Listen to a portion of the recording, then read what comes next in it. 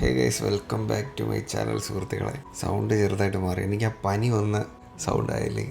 Sound മാറിയെന്ന് വെച്ചാൽ dry ആണ്. നമ്മൾ ഈ ഓക്സിജൻ മാസ്ക് വെക്കുമ്പോഴേ ഓക്സിജൻ ഇങ്ങനെ എടുത്തെടുത്ത് തൊണ്ടെല്ലാം ഡ്രൈ ആയിപ്പോയി. ഇപ്പം ഏതാണ്ട് ഇപ്പം മൂത്രമൊഴിക്കില്ല. ഞാൻ ഏതാണ്ട് 3 കുപ്പിയോ 4 കുപ്പിയോ മൂത്രം കൊണ്ട് ഒഴിച്ചില്ലേ. അത് മെയിനായിട്ടേ ഏറ്റവും ടഫ് ഈ കിടന്നിട്ട്. ഞാൻ ആദ്യമായിട്ട് ഇങ്ങനെ മൂത്രം ഒഴിച്ചത് കുഞ്ഞിലേക്ക് ബെഡിൽ പോയിട്ടുണ്ട്. നമുക്കല്ലാണ്ട് വരില്ലല്ലോ അങ്ങനെ കിടന്നിട്ട്. മറ്റേ ഗുരുത്വാകർഷണ ബലത്തിന് എതിരെ ആണ് ഉപ്പ് മൂത്രം ഒഴിക്കുന്നത്. അതുകൊണ്ട് ആകർഷണം കുറവാണ്. അതുകൊണ്ട് ഇച്ചിരി പാടാ. അപ്പോൾ ഇത് സർജറി കഴിഞ്ഞിട്ട് ഫസ്റ്റ് ഡേ അല്ലേ? ഫസ്റ്റ് ഡേ ആണ്. ഇന്നലെ ഒരു മണിയോട് കൂടിയിട്ട് സർജറി കംപ്ലീറ്റ് ആയി. നേരെ IC പോയി. എനിക്ക് ബോധം വീണത് ഏതാണ്ട് 1:30 1:30 അച്ഛൻ വന്നത് കാണാൻ. 1:30 അച്ഛൻ എന്നെ കാണാൻ വന്നിട്ട് ജസ്റ്റ് ഞാൻ കണ്ണ് തുറന്ന്, എനിക്ക് ഓർമ്മയില്ല അച്ഛൻ കണ്ടെന്ന് പറയുന്നത്. പിന്നെ കണ്ണടച്ച് തുറന്നപ്പോൾ പിന്നെ അമ്മ എത്തി. പിന്നെ കണ്ണടച്ച് തുറന്നപ്പോൾ മൂത്തമ്മ എത്തിയപ്പോൾ എനിക്ക് റിലേ വീണ്. എന്നിട്ട് ഞാൻ പറഞ്ഞ് നേഴ്സിൻ്റെ അടുത്ത് പറഞ്ഞ് അച്ഛനെ കാണണമെന്ന് പറഞ്ഞിട്ട് അച്ഛൻ പിന്നെ വന്നപ്പോൾ എനിക്ക് ഓർമ്മയുണ്ടായിരുന്നു. ആദ്യം കണ്ടപ്പം നമ്മുടെ കിളി പോയി. കാര്യം അപ്പം നിനക്ക് ഓർമ്മയില്ല. എനിക്ക് ഓർമ്മയില്ല. കണ്ണിലെല്ലാം പഴുപ്പും ആഹപ്പാട ഒരിതായി. അങ്ങനെ നിലയം വിളിച്ചുകൊണ്ട് ഞാൻ ഇറങ്ങി പോകുന്നത്. ഇവർ രണ്ടുപേരും അങ്ങനെ നിന്റെ അമ്മ വന്നിട്ട് പിന്നെ ഞാൻ നോക്കിയപ്പോൾ അവള് കണക്ക് തന്നെ വരുന്നു. പക്ഷേ രണ്ടാമത് മൂത്തമ്മ പിന്നെ കയറിയപ്പോഴേ നീ നോർമലായി. പിന്നെ അൻസഷ്യയുടെ ഇതൊക്കെ വിട്ടപ്പോൾ നോർമലായി. കഴിഞ്ഞ റൈറ്റ് ഹാൻഡ് ആയിരുന്നു കേട്ടോ സർജറി. ഇവിടെ ഇത് തിരിയിരിക്കാൻ വേണ്ടിയിട്ടൊരു ബാൻഡേജ് ഒക്കെ ഇട്ടേക്കാം. ഇങ്ങോട്ടാണ് ഞാനും കണ്ടിട്ടില്ല കറക്റ്റ് മുറിവ് എങ്ങനെയാണെന്ന് എനിക്കും അറിയത്തില്ല. പിന്നെ എനിക്ക് വേദന, ഇവിടെ ഒരു വേദനയുണ്ട്. അത് മരവിപ്പിച്ചതിൻ്റെ ഇഞ്ചക്ഷൻ എടുത്തതിൻ്റെ അനസ്തേഷ്യ അല്ല, മരവിപ്പിൻ്റെ ഇഞ്ചക്ഷൻ കൊടുത്തത്. പിന്നെ അനസ്തേഷ്യ ഡ്രിപ്പായിരുന്നു. ഡ്രിപ്പ് ഇടുമ്പോഴേ നമ്മളൊന്നും അറിയത്തില്ല. ഡ്രിപ്പിട്ട് ഞാൻ കയറി, ഞാൻ എല്ലാം ചോദിച്ചേട്ടാ. ഓപ്പറേഷൻ തിയേറ്റർ ആദ്യമായിട്ടല്ലേ കയറുന്നത്. അപ്പോൾ കയറുമ്പോൾ ഒത്തിരി മോണിറ്റർ സംഭവമാണ്. ഞാൻ എല്ലാം ചോദിച്ച് അതെന്തോ ഇതെന്തോ ഇപ്പം എന്തോ കുത്തുന്നത് എല്ലാം ചോദിക്കും. എല്ലാം പറഞ്ഞു തരും. പിന്നെ ഡോക്ടേഴ്സ് ആയാലും ഇവിടുത്തെ സ്റ്റാഫ് ആയാലും എല്ലാം ഭയങ്കര ഫ്രണ്ട്ലി. അതുകൊണ്ട് ഞാൻ കോൺഫിഡൻ്റ് ആയിരുന്നു, കുഴപ്പമൊന്നുമില്ലായിരുന്നു. ഞാൻ കുഴപ്പമില്ലാണ്ടാണ് ഞാൻ കയറിപ്പോയത്. പിന്നെ ഇവർ രണ്ടുപേരും ഞാൻ ഇവിടുന്ന് ഇവർക്ക് പ്രത്യേകം ക്ലാസ് എടുത്തതാണ്. നാളെ ഞാൻ രാവിലെ പോകുമ്പോൾ കരയൊന്നും ചെയ്യില്ല കേട്ടല്ലേ. ഇവരെ കയ്യിൽ ഞാൻ പിന്നെ ഇങ്ങനെയൊക്കെ അഡ്ജസ്റ്റ് ചെയ്ത് കയറി. നമ്മളെപ്പോഴും കൊണ്ട് പറ്റത്തില്ല. അതങ്ങനെ നമ്മളും വിചാരിക്കും പിന്നെ നിന്നെ നല്ല കോൺഫിഡൻ്റ് ആയിട്ട് നമ്മൾ വിടണം എന്നൊക്കെ നമ്മുടെ മനസ്സിൽ ആലോചിച്ചിട്ടൊക്കെയാണ് നിന്നെ കൊണ്ട്. പക്ഷേ എന്തോ പോകുമ്പോൾ നമുക്ക് പറ്റത്തില്ല. അതങ്ങനെ അമ്മയെക്കാട്ടി പോലെ അച്ഛനാണ് ഏറ്റവും ഇത്. എന്നിട്ട് പ്രൊസീജിയറൊക്കെ ഇപ്പോൾ കറക്റ്റ് പറഞ്ഞു തന്നു. പിന്നെ ഡോക്ടർ വന്നു സംസാരിച്ചു. പിന്നെ എനിക്ക് ഈ ഓക്സിജൻ മാസ്ക് ഫസ്റ്റ് വെച്ചപ്പോഴേ ശ്വാസം മുട്ടലുണ്ടായിരുന്നു. അപ്പം ഞാൻ എണീറ്റിട്ട് പറഞ്ഞ് എനിക്കിത് പറ്റുന്നില്ല എന്ന് പറഞ്ഞ്. അപ്പോൾ ഇച്ചിരി ഒന്ന് മാറ്റിയിട്ട് പിന്നെയും വെച്ച് ഞാൻ ഒന്ന് എണീക്കാൻ ശ്രമിച്ച് ഇത് മാറ്റാൻ വേണ്ടിയിട്ട്. ഇങ്ങനെ ഒന്ന് എണീറ്റ് ഇത് മാറ്റുന്നെന്തോ ഞാൻ പറഞ്ഞ് അപ്പോഴത്തേന് ഞാൻ വീണ് കിടന്ന്. പിന്നൊന്നും എനിക്ക് ഓർമ്മയില്ല, അത്ര ഓർമ്മയുള്ളൂ. പിന്നെ എന്തോ നടന്ന് വേറൊന്നും അറിയത്തില്ല. പിന്നെ നേരെ വന്ന് IC വന്ന് കണ്ണ് തുറന്ന് കാണുന്ന അച്ഛൻ്റെ ഫസ്റ്റ് കാണുന്ന അച്ഛൻ. അതും ഫുള്ള് വ്യക്തമല്ല, ബ്ലറ്. അവിടെയാണ് ഞാൻ പൊട്ടിപ്പോയത്. പിന്നെ അമ്മ വന്നതും അതെല്ലാം സെക്കൻഡ് ആയിരുന്നു. അതായത് ഞാൻ വിചാരിക്കുന്നത് എന്താണെന്നറിയോ, നിങ്ങളെല്ലാവരും ഒരുമിച്ചാണ് വന്ന് കണ്ണ് അടച്ച് തുറക്കുമ്പോഴേ അടുത്ത ഓരോരുത്തരെ വിടും. ആ ആള് കണ്ടിട്ട് ഇറങ്ങിയിട്ട് അടുത്ത ആളിനെ കയറ്റി വിടും. IC അല്ലേ, അങ്ങനെ ഒരുപാട് പേര് കൂട്ടം കൂടിക്കൂടാ. അപ്പം ഞാനവിടെ ചെന്നപ്പോൾ സിസ്റ്ററിൻ്റെ കൂടെ പറഞ്ഞ് മോനെ കൊച്ചിനെ വിളിക്കാൻ പറഞ്ഞു. സിസ്റ്റർ അങ്ങനെ പറഞ്ഞപ്പോൾ കണ്ണിങ്ങനെ ഒന്നും ആക്കി. ഞാൻ അങ്ങനെ അങ്ങ് പെട്ടു. സൗണ്ടൊക്കെ അങ്ങ് വേറെ ഒരുമാതിരി ആയിപ്പോയി ഞാൻ വിളിച്ചത്. അപ്പോൾ എൻ്റെ കയ്യിൽ നിന്ന് നീ കണ്ണിങ്ങനെ വെട്ടി തുറന്നൊക്കെ ചെയ്തപ്പോൾ എനിക്ക് എൻ്റെ കയ്യിൽ നിന്ന് പോയി. അപ്പോഴേ കിളി മാറി. ഞാൻ ഇച്ചിരി നേരം അവിടെ നിന്നിട്ട് ഞാൻ പെട്ടെന്ന് ഞാൻ ഇറങ്ങി വിളിച്ചോട്ട് വന്നില്ലായിരുന്നു. ഞാൻ വന്ന് കണ്ടിട്ട് എനിക്ക് ഏറ്റവും വലിയൊരു നോക്കിയപ്പോൾ കണ്ണിൽ കൂടെ വെള്ളം, കണ്ണ് രണ്ടിലും പഴുപ്പ്, മൂക്കിൽ ഇവിടെ ഒക്കെ ഈ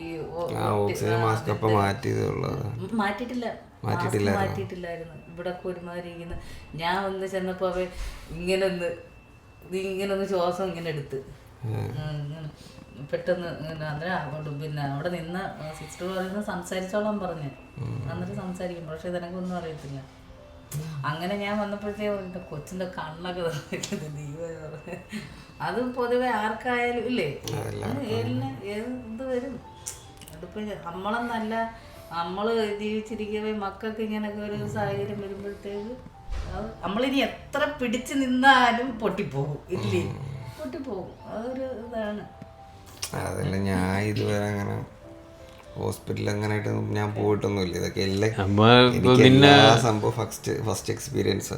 നിന്നെ കൊണ്ടുപോകുന്ന നമുക്ക് വല്ല പനിയാ ജലദോഷമോ അങ്ങനെയൊക്കെ ഒരു ഇഞ്ചക്ഷൻ ഇത്രയേ ഉള്ളൂ. ഇതിന് അപ്പുറം യഥാർത്ഥത്തിൽ നിങ്ങളെ രണ്ടുപേരെ നിങ്ങളെ ഒരു മുറിവോ കുത്തി തയ്ക്കാനൊന്നും ഞങ്ങൾ കൊണ്ടുപോയിട്ടില്ല. ഒരു തയ്യലോ രണ്ടുപേർക്കും, ഒരാൾക്കെന്നല്ല രണ്ടുപേർക്കും നിങ്ങൾക്ക് പല പനിയ ഇളക്കോ ഛർദില ഇങ്ങനെയൊക്കെ ഉള്ള വന്നിട്ടുണ്ട്. ആ കൊറോണ വന്നത് ഇത് കണ്ടല്ലാതെ നിങ്ങൾക്ക് വല്ല ഒരു മുറിവോ അല്ലെങ്കിൽ ഇങ്ങനെ ഒരു സർജറിയോ അങ്ങനെ രണ്ടുപേർക്കും ഉണ്ടായിട്ടില്ല.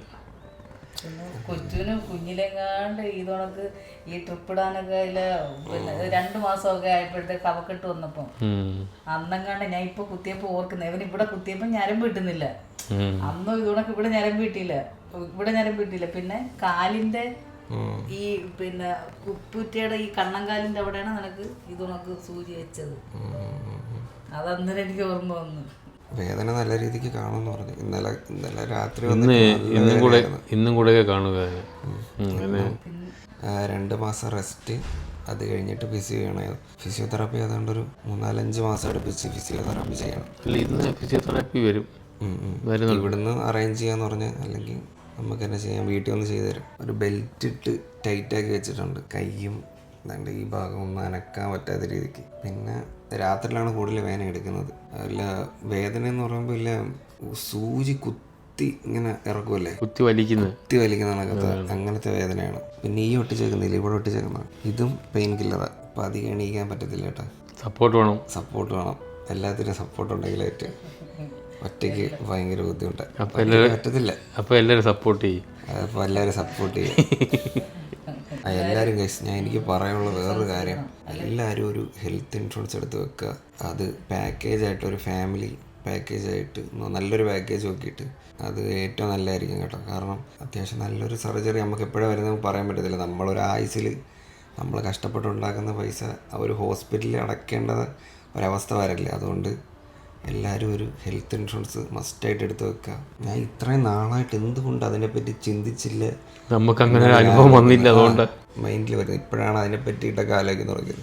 നമ്മളാകെ ഇൻഷുറൻസ് എടുക്കുന്നത് ബൈക്കിനും കാറിനും. വ്ളോഗ് എങ്ങനെ ആയിരിക്കും എനിക്ക് മുമ്പോട്ടുള്ളത് എനിക്ക് അറിയത്തില്ല.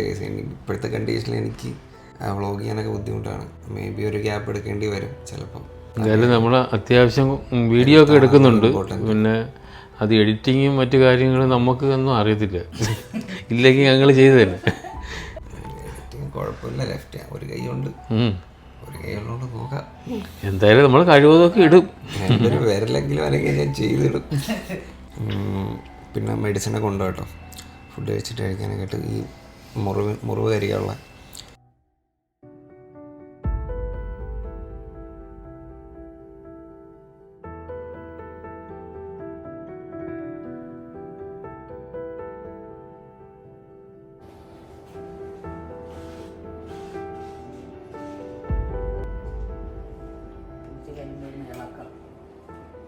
എല്ലാ കറക്റ്റല്ലേ അച്ഛാ?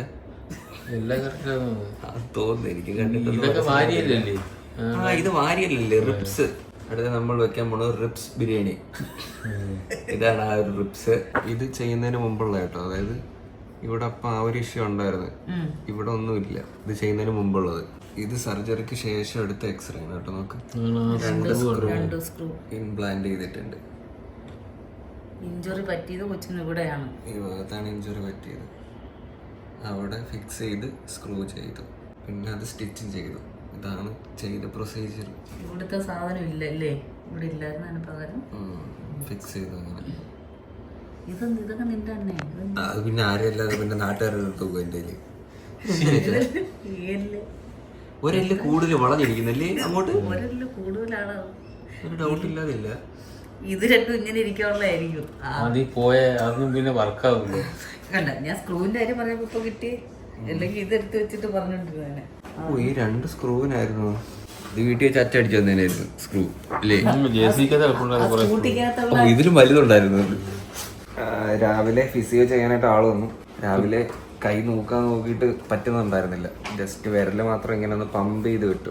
റെസ്റ്റ് ഈ ഒരു എൽബോ ഇപ്പം വൈകുന്നേരം ഒന്ന് അനക്കി ഉയിര് മേലെത്തി കേട്ടോ. അതുപോലെ ഈ ഒത്തിരി വേന വിടുമ്പോഴേ തല വരും. രാവിലെ എണീറ്റ് നല്ല കണക്ക് തല ഇറങ്ങി. പിന്നെ ഇപ്പോഴും തല ഇറങ്ങിക്കൊണ്ടിരിക്കുക. കാര്യം ഈ ഓരോ മണിക്കൂർ ഇടവിട്ട് ഫിംഗർ അനക്കിക്കൊണ്ട് ബ്ലഡ് സർക്കുലേഷന്, പിന്നെ 2 മണിക്കൂർ 3 മണിക്കൂർ ഇടവിട്ടിട്ട് ഇത് ജോയിൻ്റ് അടിച്ചിട്ട് എൽബോയും പിന്നെ എല്ലാം അനക്കി റെഡിയാക്കണം. ഷോൾഡറിൻ്റെ മാത്രം പിന്നെ 2 പേർക്കും നല്ല പണിയാ. അച്ഛന് കൂടുതൽ അല്ലേ? അച്ഛനാണ് കൂടുതൽ പണി. ബാത്റൂമിൽ കൊണ്ടുപോക്ക് മെയിനായിട്ട് ഇപ്പൊ കുറച്ച് നാളത്തേക്ക് ഉള്ളൊരു പാടുള്ളൂ. കാരണം ഈ മുറിവൊന്ന് കരിയുന്നിടമ്പോൾ നമുക്ക് പ്രഷർ കൊടുക്കാൻ പറ്റത്തില്ല. ഒന്നിനും ഒത്തിരി നേരം നിൽക്കുമ്പോൾ ചിലപ്പോൾ തല ഇറക്കും വരും. എപ്പോഴാ വരുന്നതെന്ന് അറിയത്തില്ല. ഞാൻ ഒറ്റയ്ക്കുള്ളപ്പോ ഇറക്കത്തില്ല, എന്റെ കൈ നിക്കത്തില്ല. അമ്മയുടെ കൈ ചിലപ്പോൾ നിക്കത്തില്ല. അതുകൊണ്ട് അച്ഛനെ കൂടെ ഉണ്ടെങ്കിലേ പറ്റും. 2 പേർക്ക് നല്ല 8ന്റെ പണിയാ. വീട്ടിൽ പോയാൽ ഇതീതുമായിരിക്കും കേട്ടോ. ഇനി ഹാപ്പി ചാടി കയറാൻ. ഹാപ്പി അത് ശരി, അവൻ അറിഞ്ഞൂടല്ലോ ഇത്. അവ ഇതൊക്കെ ഒന്ന് കടിച്ചു പറയും. അവ ഇതിനകത്തൊക്കെ ഒന്ന് കളിക്കാൻ നോക്കും. അപ്പം പറയും ഇത് കളപ്പാട്ടം ചുറ്റി നടക്കുന്നു. അതുകൊണ്ട് കൊച്ചിനെ റൂമിലാക്കിയിട്ടേ ഹാപ്പി എടുത്തോണ്ട് വരാൻ പറ്റും. നൈസരി എനിക്ക്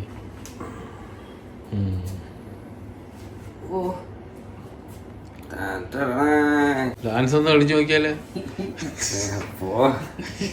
ഡാൻസ് ചെയ്യാൻ കളിക്കും. ഒരു 8 മാസം കഴിയട്ടെ, സെറ്റ് ആയിരിക്കും.